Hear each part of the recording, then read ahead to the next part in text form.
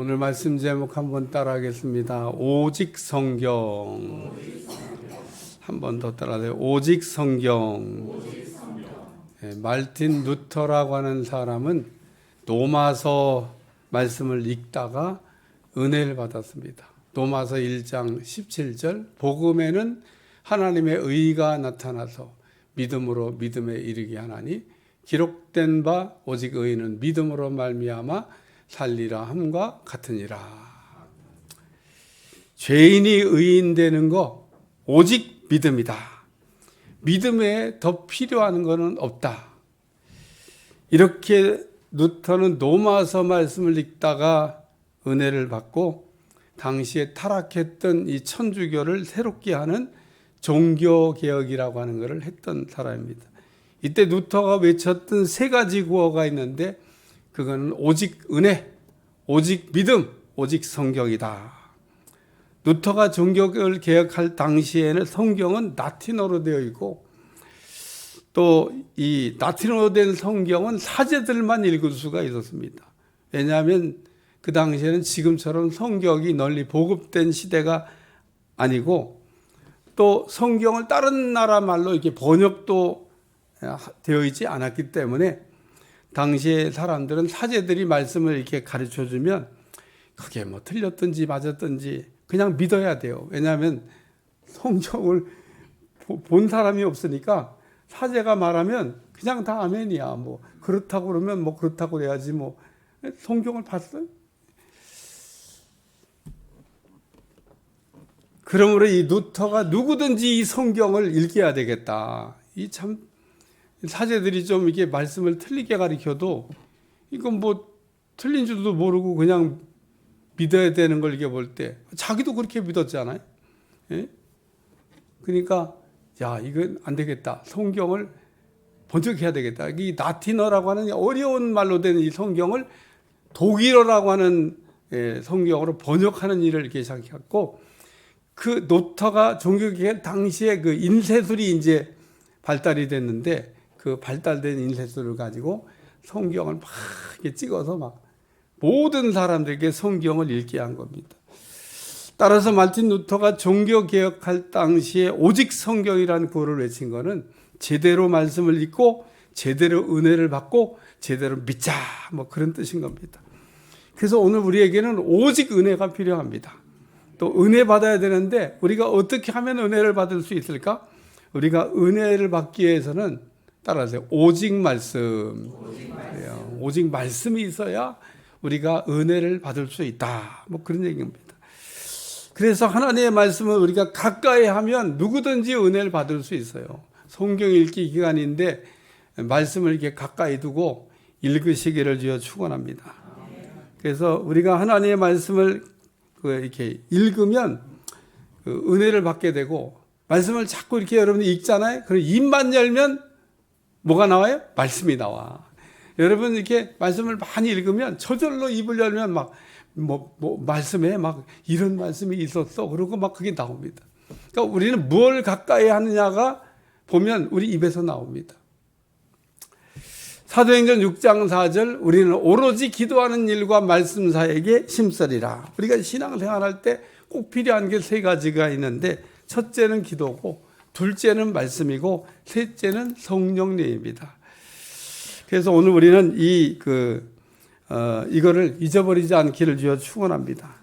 우리가 신앙생활 때 제일 필요한 거는 그래서 제일 중요한 건 뭐냐? 기도라는 겁니다. 기도. 우리는 기도하지 않고는 한순간도 살 수가 없어요. 근데 제가 우리 신앙지도 성도들 하고 보면 기도 안 하고도 그냥 잘만 살고 있는 것 같아요. 근데 실제로는 여러분 잘 살고 있는 게 아닌데 여러분이 그냥 잘 살고 있다고 그냥 생각한다고 잘 사는 게 아니에요. 진짜 잘 사셔야지. 그래서 우리가 기도하지 않는 거는 숨을 쉬지 않는 것과 같은 건데 한번 여러분 시범적으로 이게 숨을 쉬지 않고 딱 이렇게 숨을 멈추고 있어 봐요. 근데 그러면은 금방 우리가 깨닫는 게 이거 숨을 안 쉬고는 사람이 이게 살 수가 없구나. 그래도 느낌이 안 오거든. 그냥 물 속에다 갖다 그냥 확 갖다 그냥 넣고 막 살려달라고 그럴 때까지 그냥 이렇게 밀어놓고 있어 봐. 막 살려달라고 막 그럴 거 아니야. 나오고 싶어서. 그러니까 이 물속에 들어가서 우리가 숨을 쉬지 못할 때 깨닫는 거. 야, 이거 숨쉬기 운동 안 하면은 못하겠다. 깨닫는 것처럼 우리가 기도하지 않는다는 거, 이거 정상이 아닌 겁니다. 우리는 기도하면서 살으셔야 돼요. 우리가 기도할 때 영으로 기도할 수도 있고 마음으로 기도할 수도 있는데, 우리가 방언으로 기도할 수도 있고 알아듣는 말로도 기도할 수 있는데, 우리가 영을 사용해서 하는 기도가 뭐냐면 방언 기도다. 따라서 우리는 이 영을 이렇게 사용할 줄도 알아야 되고, 또 우리는 영의 기도도 해야 된다는 겁니다.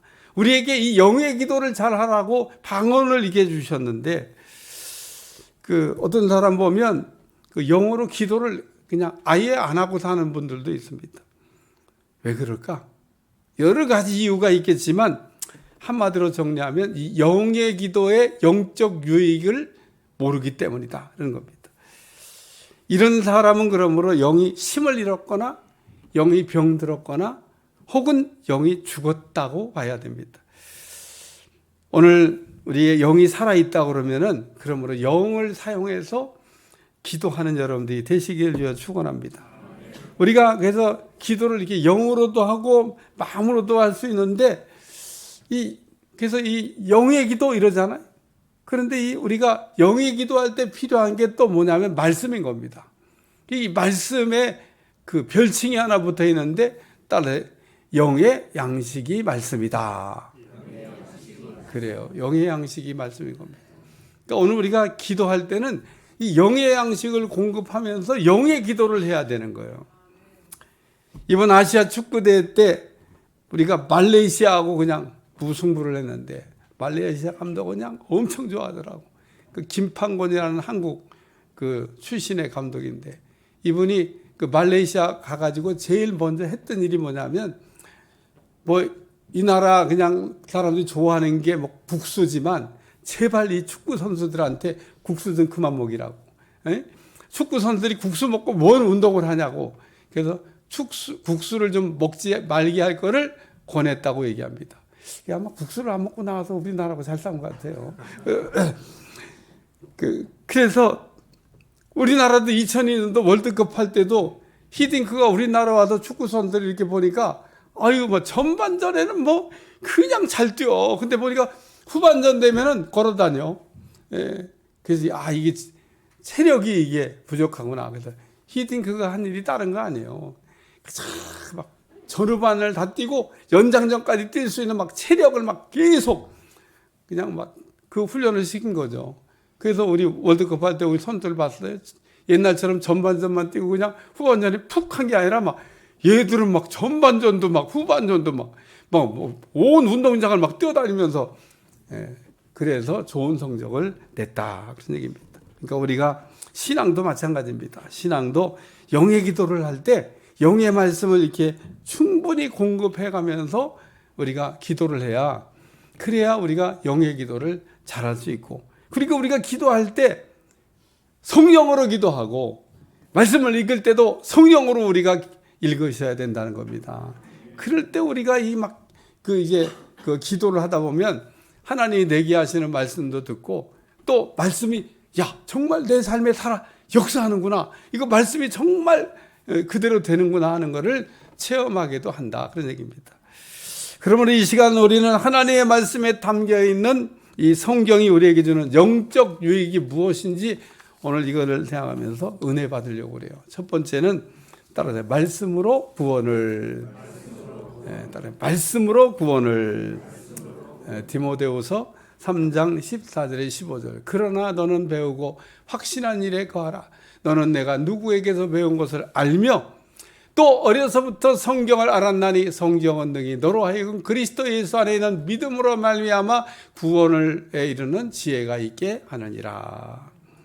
우리는 하나님의 말씀을 배워야 되는데 제대로 배우고 끝까지 배우고 쓸 수 있게 배우시기를 축원합니다. 우리가 말씀을 배울 때 제대로 배우셔야 돼요. 가령 우리가 하나님의 말씀을 배우기는 했는데 제대로 안 배우면 어떻게 되냐? 그럼 이단에 빠지는 겁니다.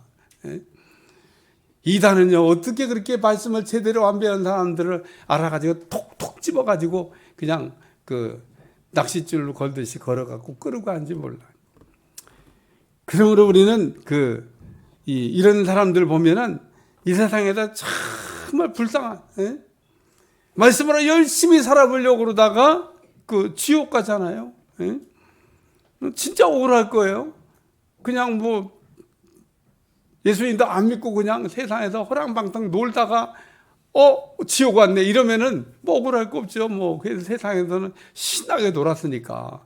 근데 세상에서 놀지도 못하고 먹지도 못하고 뭔가 막 열심히 믿어보려고 막 애를 쓰고 몸부림쳤는데 나중에 죽고 보니까 지옥 왔네 이러면 억울한 거죠. 우리가 그러기 때문에 열심을 내도 예수님 안에서 진짜 열심을 내야 될 줄로 믿습니다. 우리가 그 열심 제대로 이게 믿으셔야지 열심이 아닌 열심을 내면 안 되겠다 그런 얘기입니다.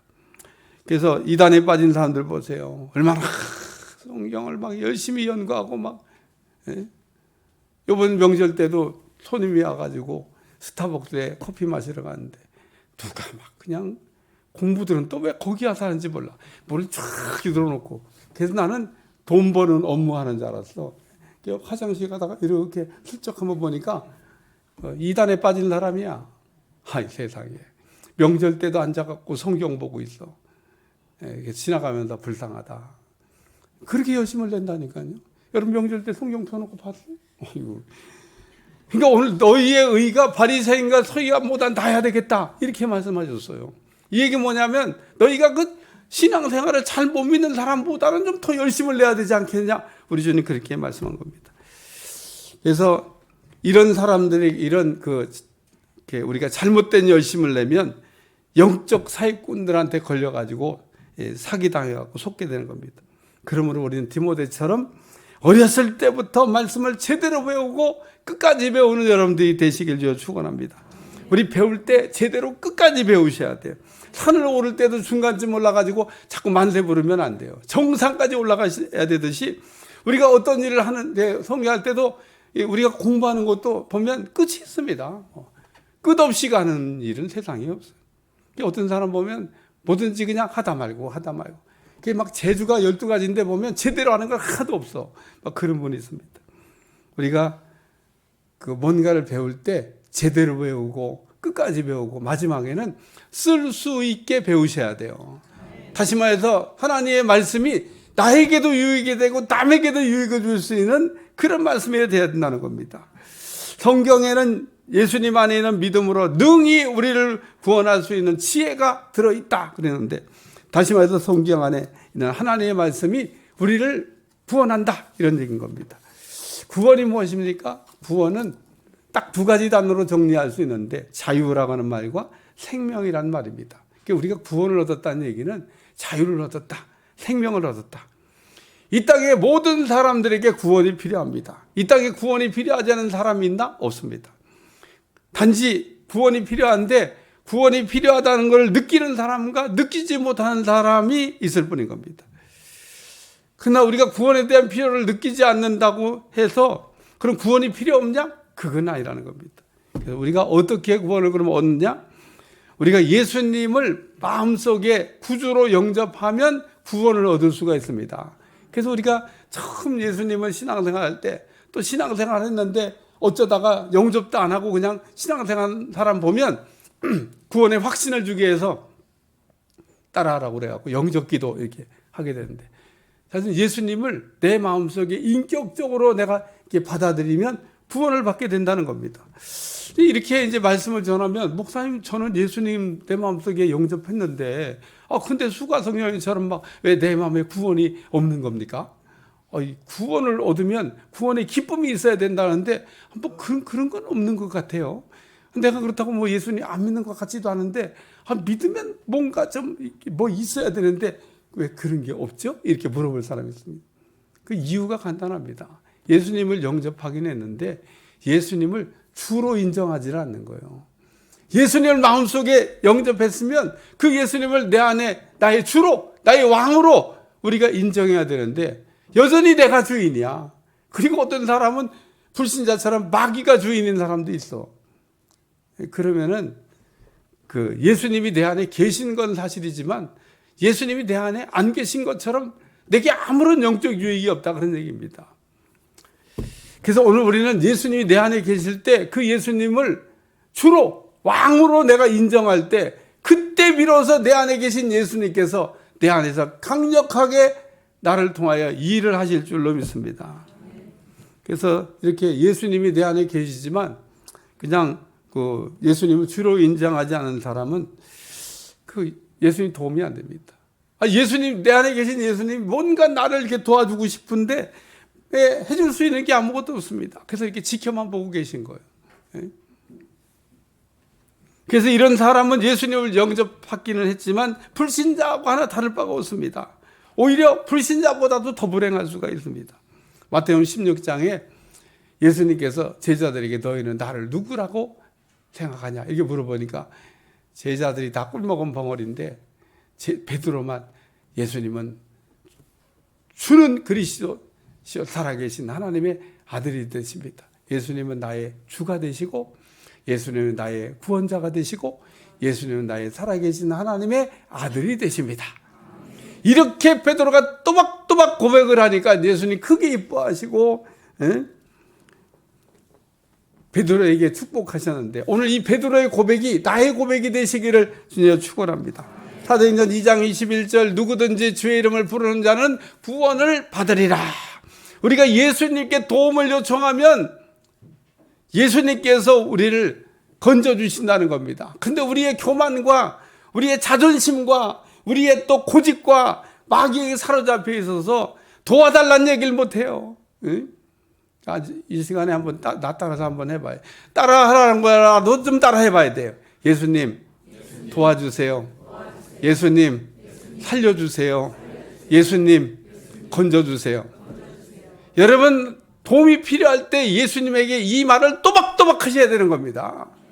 그냥 두리뭉실 그냥 뭐 건져주시겠지, 뭐 살려주시겠지, 뭐 도와주시겠지 생각하고 있는 게 아니라 입을 열어서 또박또박 예수님 나를 건져주시고 정말 건짐이 필요한데 그래서 예수님 우리에게 기다리고 있는 게 뭐냐면 도와달라고 하는 말을 기다리고 있는 겁니다. 사사기에 보세요. 이스라엘 백성들이 그렇게 어려움을 겪고도 하나님 그냥 지켜만 보고 계시잖아요. 아니 전능하신 하나님 왜 그러신데? 그러다가 하나님이 이제 그 이방인들의 손에 막 이방인들이 막 견디다 못해서 막 이스라엘 드디어 이제 어쩔 수가 없어 이제 죽을 것 같으니까 그때서야 하나님 살려주세요 그러니까 사사를 보내서 건져주시잖아요. 아니 그렇게 어렵게 전에 얘기하지. 얘기하면 바로 사사를 보내갖고 해결해 줄 텐데 만약에 우리가 하나님께 이렇게 부르짖어 기도하지 않는데 하나님이 건져주시면 뭐라고 그럴까? 아마 이렇게 얘기할 사람 많아요. 왜 나를 건져가지고 내가 언제 건져달라고 그랬냐고, 왜 나를 살려가지고 내가 언제 살려달랐냐고 이러고 물에 빠진 사람 건져놨더니 보따리 달라는 것처럼 그러고 얘기하는 사람들이 있다, 그런 얘기입니다. 아들 집에 아들 딸들 방에 들어가서 부모가 이렇게 청소해 들어가면 그거 얼마나 좋은 일이에요, 그죠? 근데 들어갔다 나오면 어떻게? 좋은 소리 들어, 나쁜 소리 들어? 아이고, 좋은 소리 못 들어요. 왜? 엄마 아빠가 아들 딸들 방 청소해 주는데 그거 얼마나 좋아? 그 도와달라고 할 때 도와줘 봐요. 그러면은 별 좋은 소리 못 들어. 그러니까 어떤 때는 도와달라고 할 때까지 기다리는 게 상책인 것 같아요, 그죠? 하나님도 마찬가지다, 그런 얘기입니다. 하나님은 전능하시기 때문에 우리를 도와줄 수 있는 방법이 수만 가지 있습니다.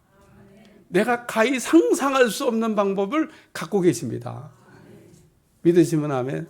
제가 이번에 뭐 명절 때 되니까 여러분들은 막 이렇게 뭐 일가 친척만 하지만 나는 만날 사람들이 바빠요. 여기도 가서 인사하고 저기도 날라다 주는 거지 뭐. 이렇게 여기도 저기도. 저 우리 김병진 선교사님도 이렇게 만났는데 아이고 만났더니 막 얼마나 은혜스러운 얘기를 많이 하든지. 저 영국에 있는 선교사님 얘기하더라고. 그분은 돈도 없이 영국 가가지고 선교한대. 그래요. 오늘날도 그런 사람 많죠. 뭐 선교하면 돈 갖고 하고, 개척하면 돈 가져가고. 근데 저는 그래야 안 합니다. 예, 개척이든 선교든 하나님이 하시는 거지.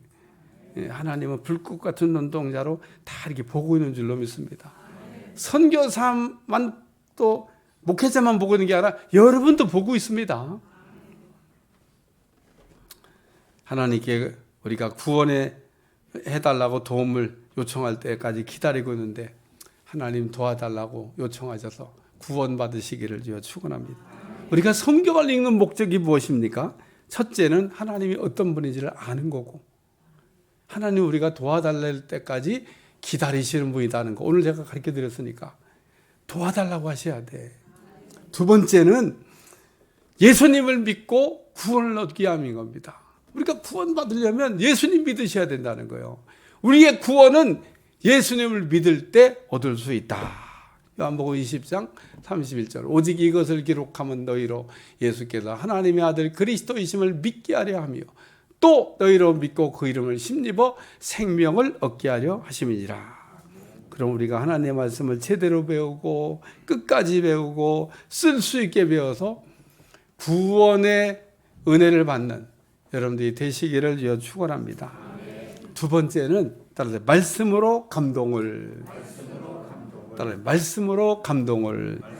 예, 디모데후서 3장 16절. 모든 성경은 하나님의 감동으로 된 것으로 교훈과 책망과 바르게 함과 의로 교육하기에 유익하다. 모든 성경은 하나님의 감동으로 기록되어져 있다. 무슨 뜻입니까? 우리가 이 말씀을 읽거나 들으면 감동을 받을 수가 있다. 그런 얘기인 겁니다. 우리는 말씀을 통해서 감동을 받기 이 자리에 나왔으며 말씀을 통해서 감동을 받고 돌아가야 될 줄로 믿습니다.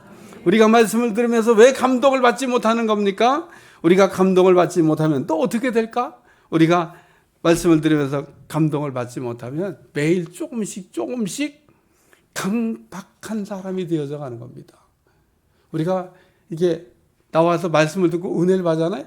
그러면 강박했던 사람이 매일 조금씩 깨져가지고 그 온유한 사람이 되는 겁니다.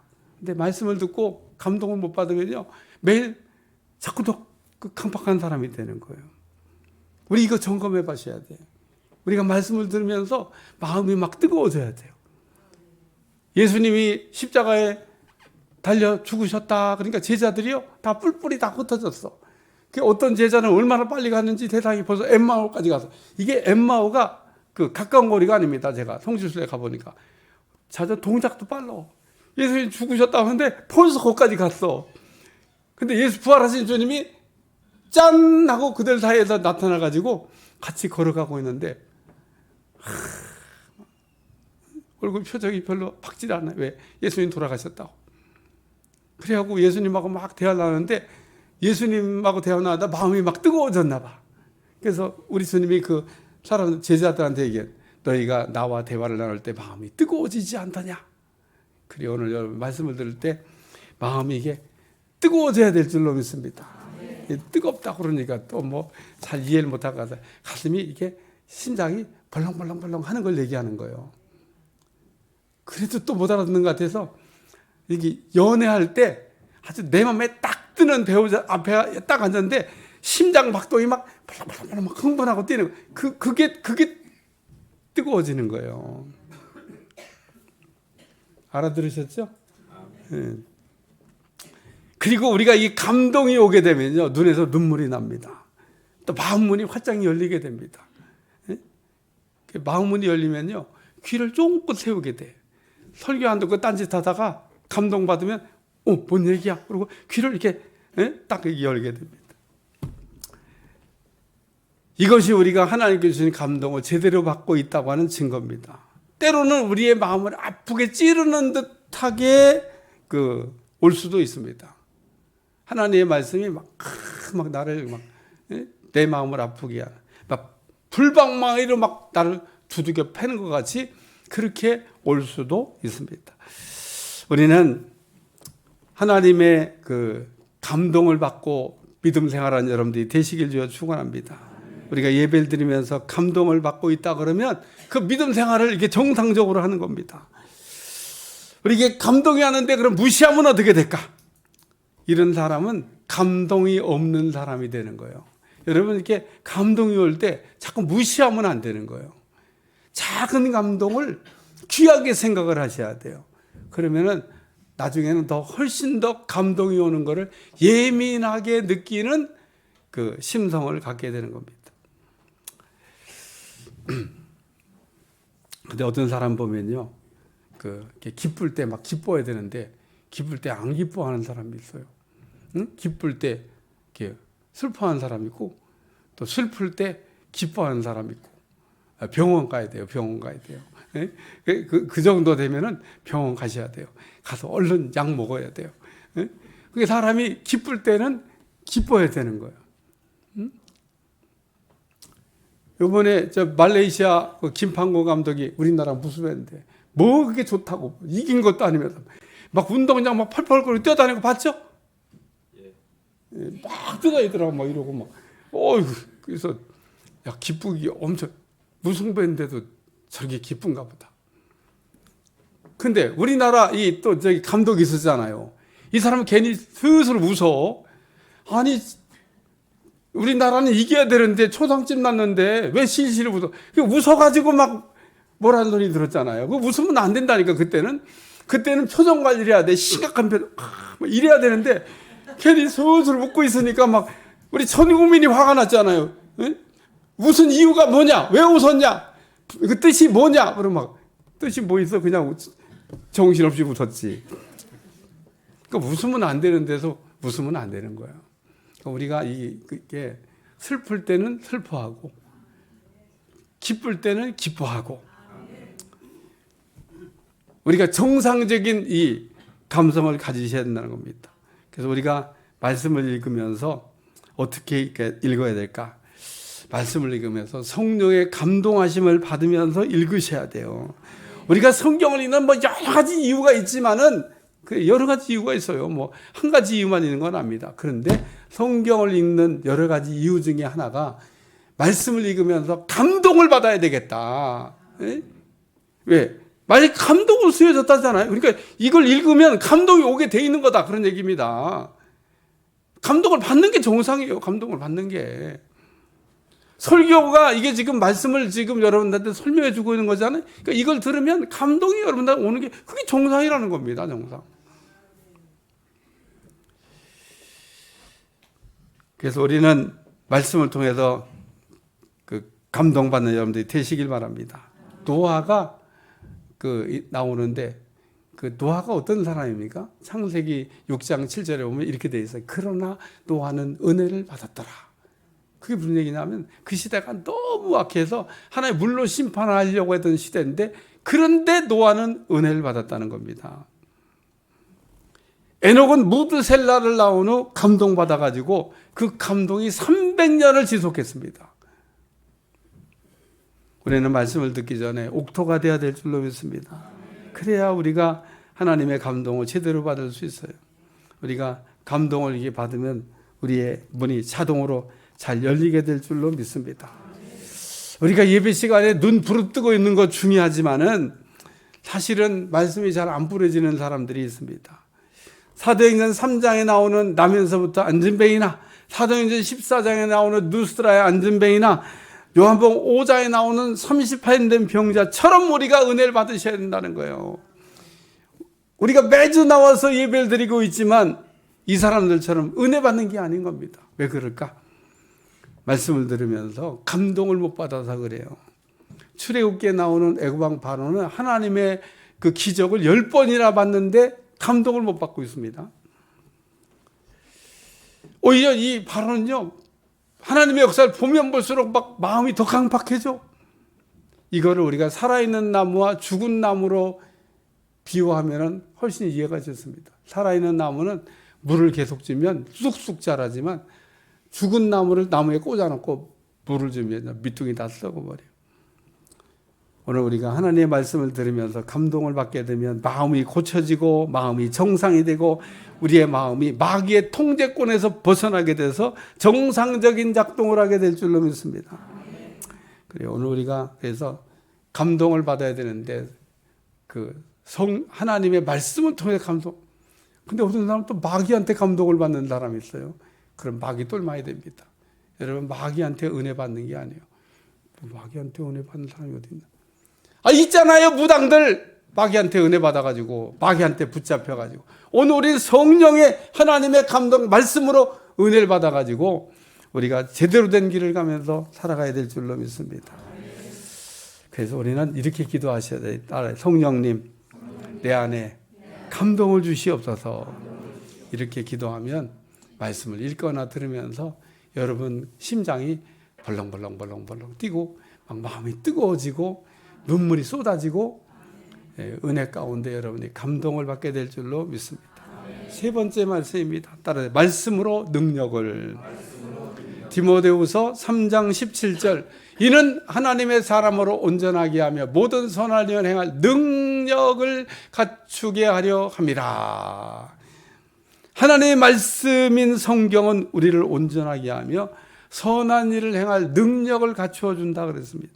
하나님의 말씀이 우리를 온전하게 한다는 겁니다. 하나님의 말씀은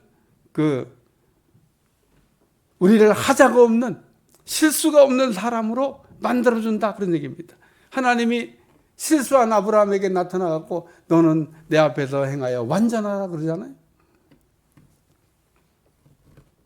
우리는 하나님의 말씀으로 온전해져야 되는데 성한 데가 없습니다. 그냥 온통 다 망가졌는데 우리가 이 하나님의 말씀으로 우리를 온전하게 고칠 수 있다는 거 믿으시길 축원합니다.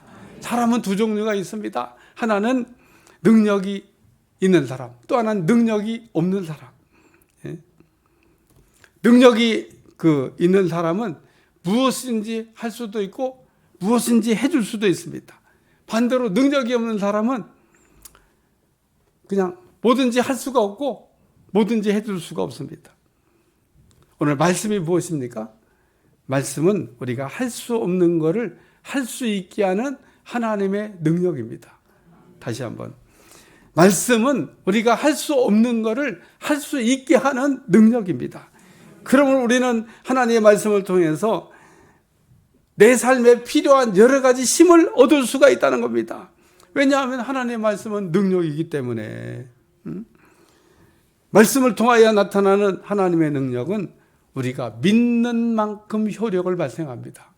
우리가 하나님의 말씀을 믿으면 그 하나님의 말씀은 자체가 능력이기 때문에 그 말씀이 그대로 된다는 겁니다. 따라서 여러분은 항상 어떤 일을 할 때 하나님의 말씀을 붙잡고 출하하면 하나님께서 그 말씀이 그대로 된다는 것을 여러분 삶에 확증시켜 줄 줄로 믿습니다. 그래서 우리가 할 수 없는 것을 할 수 있게 하는 게 말씀의 능력입니다. 우리는 하나님의 말씀 안에서 그러므로 힘을 얻으셔야 됩니다. 하나님의 말씀이 부족하다는 것은 곧 힘이 부족하다는 것과 같은 얘기입니다. 능력이 없다는 뜻과 같은 겁니다. 우리가 할 수 없다는 얘기를 자주 하는데 그거는 내가 말씀이 부족하다는 얘기를 자기 스스로 자인하고 있는 것과 같은 겁니다. 나는 그냥 안 돼. 뭐가 없다는 거예요? 말씀이 없다는 거예요.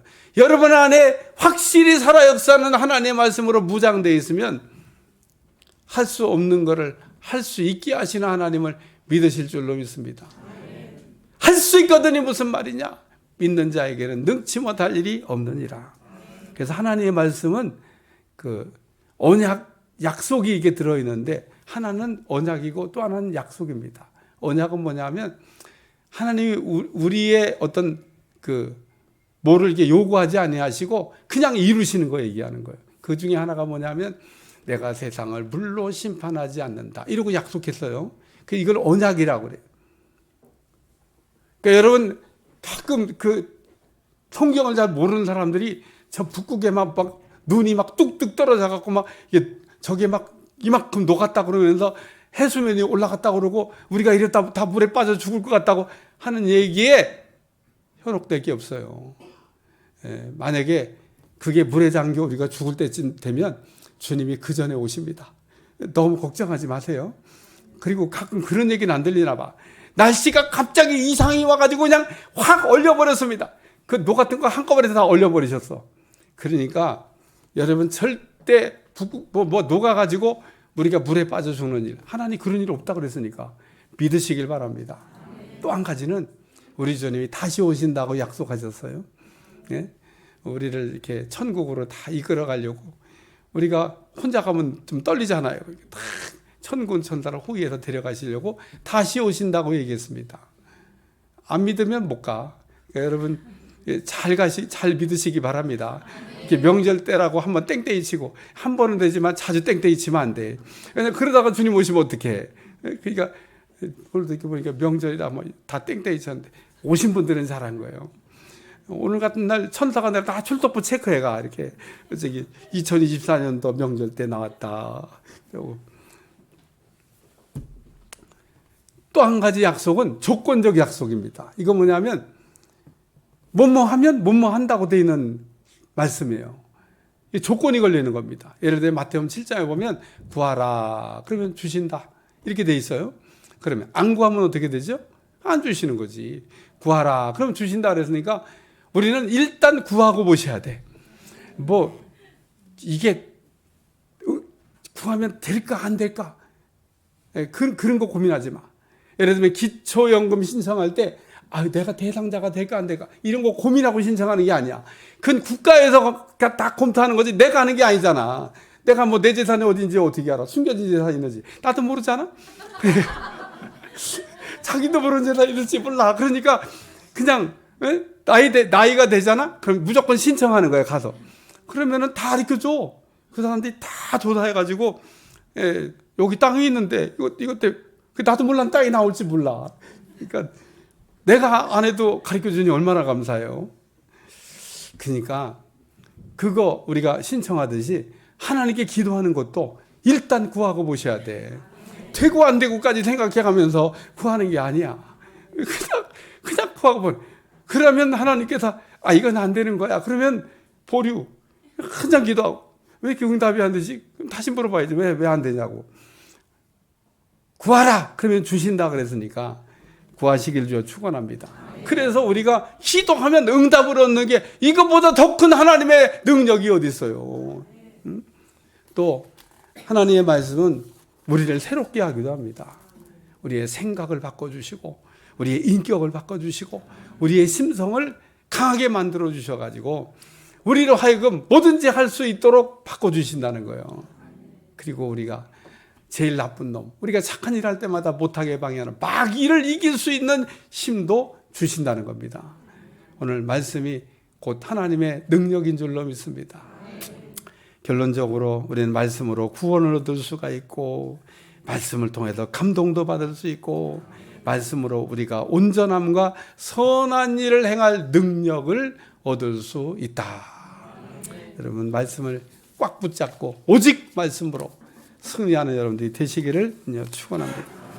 기도하겠습니다. 하나님 오늘도 오직 말씀이라고 하는 루터가 종교개혁 때 썼던 외침을 우리가 생각하며 은혜 받았는데 하나님의 말씀으로 무장하여 승리하는 종들이 되게 하시고 말씀으로 구원받고 말씀으로 감동받고 말씀으로 능력받게 하여 주옵소서. 예수님의 이름으로 기도합나이다. 아멘.